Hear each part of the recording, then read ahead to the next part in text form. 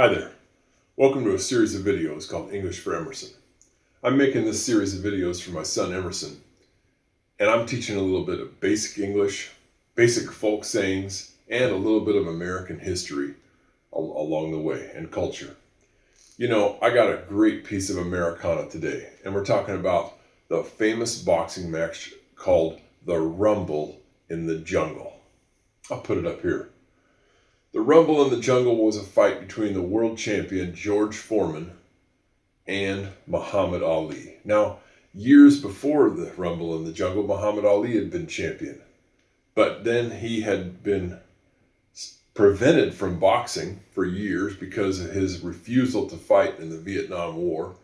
And then after that all got wrapped up, they let him come back to box. But he was older by that time, and there was a new champion called George Foreman, who was an absolute, he was a wrecking machine, this guy. George Foreman, he had equal power in the left hand and the right hand, and he could hit with both with so much power. And he had an interesting way of boxing that was unlike, I think, anything I've ever seen. And I'm not a fighter, but I'm somewhat interested in boxing, not too much. But he would wind up his punches in a strange way. He would twist and hit like this, and he'd just unleash what you'd call just bombs. He'd throw just these bombs, and he'd just wind up and end fights very quickly. People were scared of the guy, and people were scared for Muhammad Ali. They thought he was really going to get hurt by George Foreman, really bad. Anyway, so they had the fight in Africa. I believe in Kinshasa, Zaire is where they had it, I think. In the Congo jungle in Africa. And anyway, it was an incredible event. Big deal for Africa at the time. And, well, anyway, it was very interesting because everybody thought that Muhammad Ali was going to get just wiped out. And at the beginning of the fight, it looked like he might, because George Foreman came out and he was so big, so strong, and he threw such devastating punches. And he was just wailing away.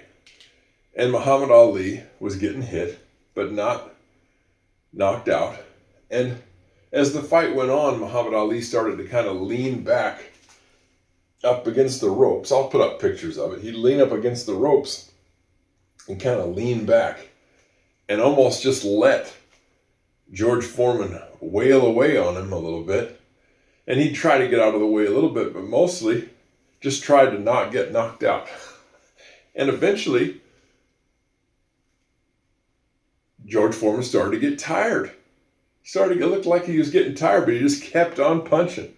Even though it looked like he was getting tired, he kept on punching. And finally, in the 7th round, I believe it was, Muhammad Ali unloaded a couple of hits, pow, real fast, and down George Foreman went, and before you knew it, the fight was over, and Muhammad Ali was once again the champion of the world. I'll put up some pictures of it. It surprised everybody. Nobody thought that Muhammad Ali was going to beat, well, very few people thought that he was going to beat George Foreman, because Muhammad Ali was older by that time. George Foreman was young and in his prime, and he was mean and strong and intimidating and had devastating punching power. But Muhammad Ali, he had a strategy. I'll put up this word on the screen, strategy. What is a strategy? It means it's a plan.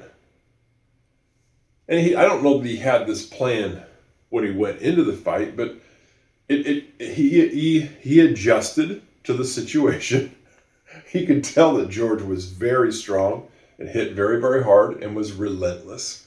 And so he developed a strategy. He said, I'm going to let him punch himself out. That's our saying today. Here we go. Get a pen. Get something to write on.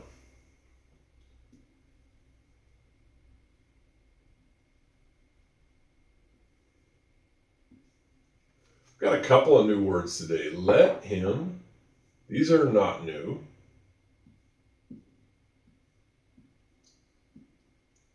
But we do have a new one here, I believe. Punch.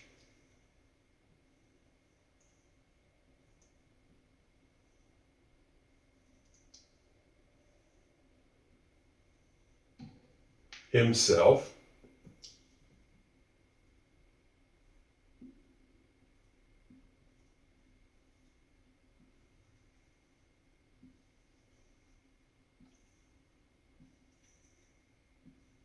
Out.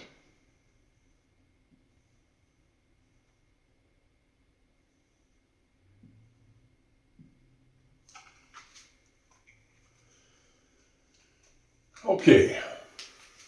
Kind of a long tail on my P there. L-E-T, let, him. This is words, most of these words are pretty straightforward. I think you can read it without, there's no tricks here. Thank goodness, there's so many tricks in English. No silent letters today. Everything's real, I think you can read this easily. And spell it easily. Let him punch. We know that CH usually, not all the time, usually makes the sound ch. Punch himself out. This is kind of a weird word, himself. It's two words, him and self, put together. They smash them together and make it into one word, himself. Like, you can say about a person, that person doesn't like them. That boy doesn't like himself. What does that mean? You know, there's some people out there, and we all have this happen to ourselves at times, when we don't like ourselves. We get mad at ourselves. Or we could say that boy is mad at himself. I get mad at myself sometimes. Himself. When we're talking about another person, and it's not, if it was a girl, we'd say herself. But if we're talking about another man, we might use this word about him, himself. It's something about him. Well, in this case, in this boxing match, it was a strategy of Muhammad Ali. He decided to let George Foreman punch himself out. What does this mean? What does it mean to punch himself out? It means, it's another way of saying let him tire himself out. George Foreman threw such heavy punches and he put so much energy into those punches that eventually it's very hard work to do all that. And eventually he got tired. He tired himself out by punching. And then Muhammad Ali, he knocked him out after he got tired.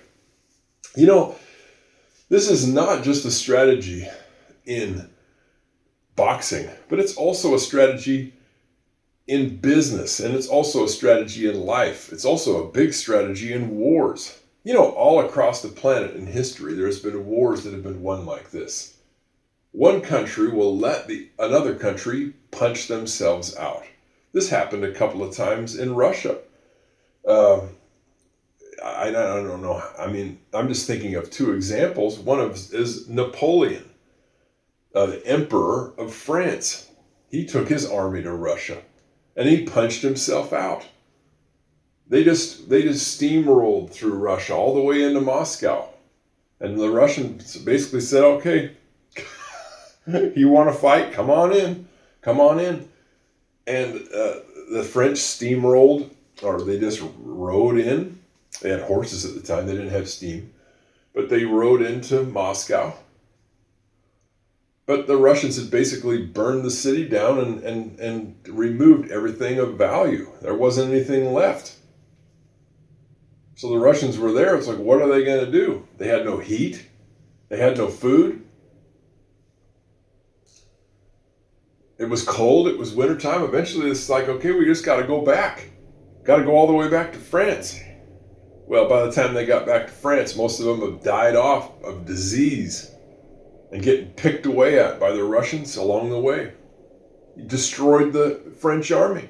This happened again in World War II with Hitler. He tried to go into Russia. They let him do the same thing, the exact same thing pretty much as Napoleon. Come on in. Punch yourself out. And they did. You know, it's funny though, countries don't learn these lessons from history. And then they go and they try to attack another country. And they punch themselves out and they lose.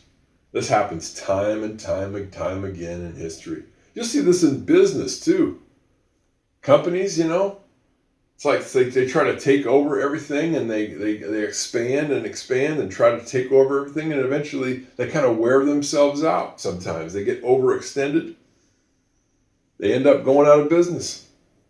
And other companies go in and take all their stuff. So it's a strategy. Put that word up here again. It's a strategy. Sometimes when another person or another business or another country is very aggressive, they're bullies, you have to let them punch themselves out. You could use it that way too. Let them punch themselves out. It's a very effective strategy at times. And it won maybe the most famous boxing match in history, the Rumble in the Jungle, for the older challenger, Muhammad Ali. And that's all we got to say on this edition of English for Emerson. We'll see you next time. Bye-bye.